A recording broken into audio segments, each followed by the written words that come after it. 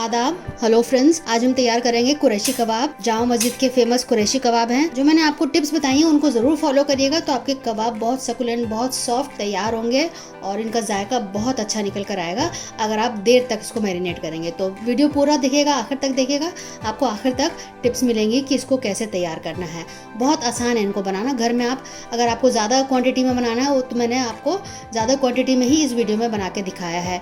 2.5 kg mutton का मैंने इसमें सीख कबाब तैयार किए हैं, जो कि 25 से 30 लोग आराम से खा सकते हैं। तो छोटी सी दावत के लिए आपको ये बना सकते हैं। तो चलिए मैं दिखा देती हूँ कि मैंने कुरैशी कबाब कैसे तैयार किया है, जो कि आप पार्टी के लिए तैयार कर सकते हैं। कुरैशी सीख कबाब के लिए सबसे पहले आप देख लीजिए, मैंने कीमा लिया है, मशीन का निकला हुआ कीमा है और इसमें 10 से 15% फैट भी है। 2.5 किलो है ये। 2.5 kg प्लस 15% फैट है। तो इसको मैं किनारे रख देती हूँ। उसको आप वहीं से धुलवा के वहीं से मशीन में निकलवा के मंगवाइएगा। घर में आप अगर इसको कीमे को मंगा के फिर धोएंगे तो उसमें पानी रह जाएगा, फिर आप कबाब ठीक से बना नहीं पाएंगे। तो इसमें पानी बिल्कुल भी नहीं होना चाहिए। तो आप इसको पहले धुलवा के तब आप मशीन से पिसवा के मंगवा लीजिएगा। घर पे आने के बाद जब कीमा बन जाए तो आप इसमें पानी मत डालिएगा। इसको मैं एक किनारे कर देती हूँ। मैं आपको बाकी इंग्रेडिएंट्स दिखा देती हूँ। हरा धनिया लिया है मैंने, 2 प्याज को मैंने चॉपर में कर लिया। उसके बाद इसको हाथ से निचोड़ के इसका सारा पानी निकाल दिया, तो ये बिल्कुल ड्राई हो गया। हमें जितने भी मसाले लेने हैं उसमें पानी नहीं होना चाहिए। अगर पानी होगा तो हम कबाब बनाने पाएंगे, कबाब टूटेंगे, आप उसको होल्ड नहीं कर पाएंगे। 2 नींबू ले लिया है, हरा धनिया है, 1 टेबलस्पून पिसी हुई हरी मिर्च ली है। बाकी मसालों में आप देख लीजिए, ये सारी चीजें 2.5 टीस्पून ली है। नमक मैंने 2 टीस्पून लिया है, क्योंकि चाट मसाला भी है, चाट मसाले में नमक होता है, तो नमक मैंने अभी कम रखा है। जरूरत पड़ेगी तो हम बाद में डालेंगे। कश्मीरी लाल मिर्च, भुना हुआ जीरा, गरम मसाला, नमक, चाट मसाला, हल्दी मैंने आधा चम्मच लिया है। सारे मसाले 2.5 टीस्पून हैं। अब हम इनकी मिक्सिंग करेंगे, तो एक बड़ा बर्तन लेके सारी चीजें उसमें डाल देती हूँ। तो एक बड़े से बर्तन में मैंने निकाल लिया है। सारे मसाले में एक साथ डाल देती हूँ। हरा धनिया, प्याज, हरी मिर्च, ये सब चीजें डाल दी हैं। अब नींबू निचोड़ के डाल देते हैं।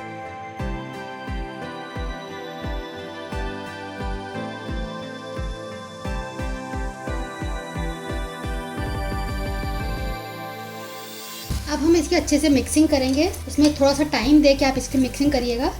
इसमें एक और इंग्रेडिएंट है, हम बाद में डालेंगे, पहले इसकी मिक्सिंग कर लेते हैं। बहुत अच्छे से इसको 10 मिनट मैंने मिक्सिंग करी है। आपको मिक्सिंग बहुत कायदे से करनी है, टाइम देके करनी है, और तभी इसका अच्छा कबाब तैयार होगा। तब मैं आपको बनाना दिखाऊंगी, ताकि जो नमक और बाकी मसाले हैं, क्योंकि 2.5 किलो है तो थोड़ा सा इधर उधर हो सकता है मसाला, इसलिए हम पहले एक बना के चख के देख लेते हैं, उसके बाद मैं आपको कबाब बनाना दिखा। अभी मैंने चक्का है तो थोड़ा सा मुझे नमक कम लगा है, तो 1/2 टीस्पून मैं इसमें नमक डाल रही हूँ। सारे मसाले में 1/2 टीस्पून डाल रही हूँ। और लाल मिर्च 1/2 टीस्पून, गरम मसाला 1/2 टीस्पून, चाट मसाला 1/2 टीस्पून। अब दोबारा से इसकी मैं मिक्सिंग करूंगी, तब मैं आपको कबाब बना के दिखाती हूँ। अच्छे से मैंने मिक्सिंग कर ली है। सारे मसाले दोबारा डालने के बाद ये जो चने होते हैं इनको मैंने पीस लिया है। 3 टेबलस्पून मैं डालूंगी। अगर आपके पास ये नहीं है तो आप सत्तू भी डाल सकते हैं, या बेसन को भून के आप डाल सकते हैं। अब इसके साथ भी अच्छे से मिक्सिंग करेंगे। आपको इस तरह से मिक्सिंग करनी है, मुट्ठी बांध के इस तरह से, और ताकि पूरे में ये फैल जाए। जो हमने चीजें इसमें इंग्रेडिएंट्स डाले हैं अच्छे से मिल जाएं। डायरेक्ट गैस पे मैंने ये कोल रख दिया है। इसमें जब आग लग जाएगी तो हम कटोरी में इसको रखेंगे। कीमे में मैंने इस तरह से जगह जगह छेद कर दिए हैं, और अब मैं इस पे कटोरी रख रही हूँ, क्योंकि इसमें स्मोक देना है हमें। थोड़ा सा ऑयल डाल देते हैं इसमें, और इसको 15 मिनट के लिए हम ढक के रखेंगे। 2 घंटा मैरिनेशन के लिए मैंने रख दिया था, और 15 मिनट बाद मैंने कोल हटा दिया था। उसके बाद से 2 घंटा हो गया इसको रखे हुए। अब इसके हम सीख बनाएंगे। मैंने एक कटोरे में पानी ले लिया है, हाथ को गीला कर करके हम तैयार करेंगे। मैंने एक ये मोटी सीख ले ली है।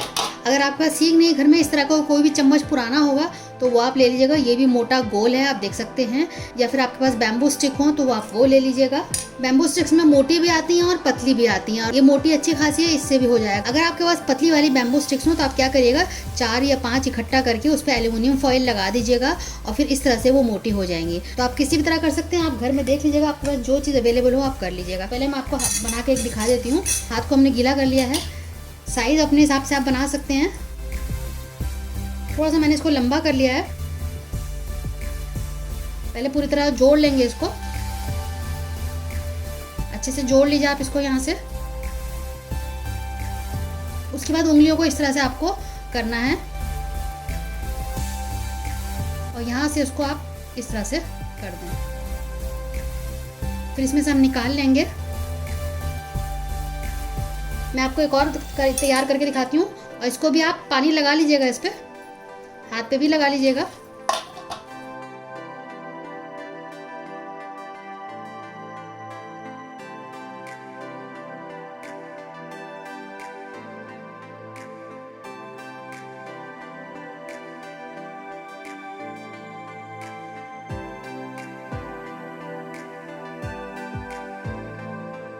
थोड़ा पतला ही बनाइएगा क्योंकि सिकने में आसानी रहेगी, मोटा रहेगा तो गलने में टाइम लगेगा, इसलिए आपको पतला लेयर लगाना है।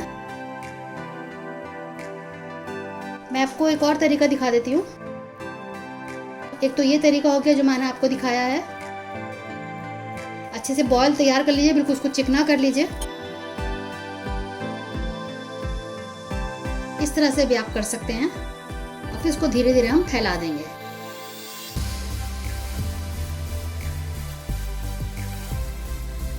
लेयर आप पतली ही बनाइएगा क्योंकि जितना पतला होगा उतना अच्छा अंदर से सिकेगा, मोटा रहेगा तो अंदर से सिक नहीं पाएगा। ये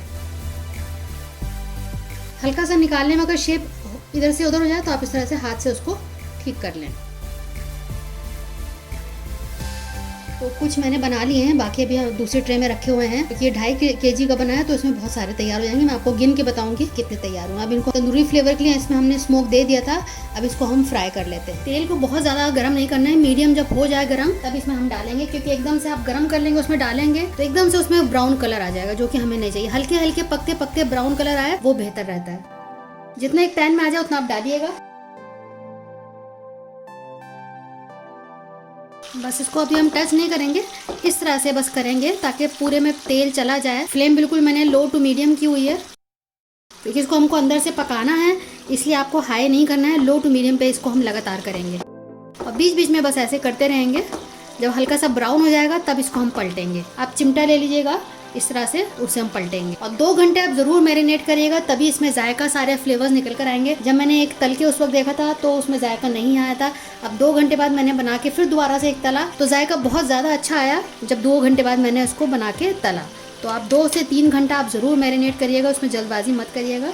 आप पहले से बना के रख सकते हैं, जिस दिन बनाना हो उसके लिए आप पहले से तैयारी करके रखेंगे तो बेहतर बनेगा। अचानक से आप बनाएंगे और मैरिनेट करने के लिए टाइम नहीं देंगे तो उस तरह से अच्छा नहीं बने। तो मैरिनेशन इसमें बहुत ज़रूरी है, टाइम देना है उसको। देखिए अभी तक इसमें कलर नहीं आया तो ये बहुत अच्छी बात है। हल्के हल्के कलर आएगा वो ज़्यादा अच्छा है क्योंकि हमें अंदर तक इसको पकाना है। अब हल्का सा एक पलट कर देख लेते हैं, इधर से पक गया है लेकिन अभी कलर नहीं आया है, तो थोड़ा सा सबको पलट देते हैं।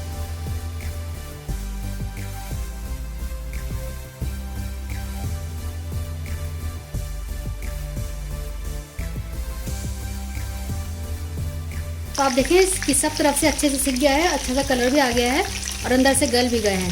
अब मैं इनको निकाल लेती हूँ एक प्लेट में। इस तरह से आप उठा के थोड़ा सा इस तरह से कर दीजिएगा तो जितना भी ऑयल होगा वो निकल जाएगा। तो सारे मैं इस तरह से निकाल लेती हूँ। तो आप देखिए हमारे सारे कबाब तैयार हो चुके हैं। 2.5 kg कीमे में मैंने 60 तैयार किए हैं। मेरे तरीके से एक बार जरूर तैयार करिएगा। अब मैं इसको दिखा देती हूँ कि कुरैशी कबाब को सर्व कैसे किया जाता है। तो आप सर्व करेंगे तो आप उसको इस तरह से ऊपर पिघला हुआ मक्खन डाल दीजिएगा और सलाद में आप चटनी दीजिएगा और प्याज दे दीजिएगा।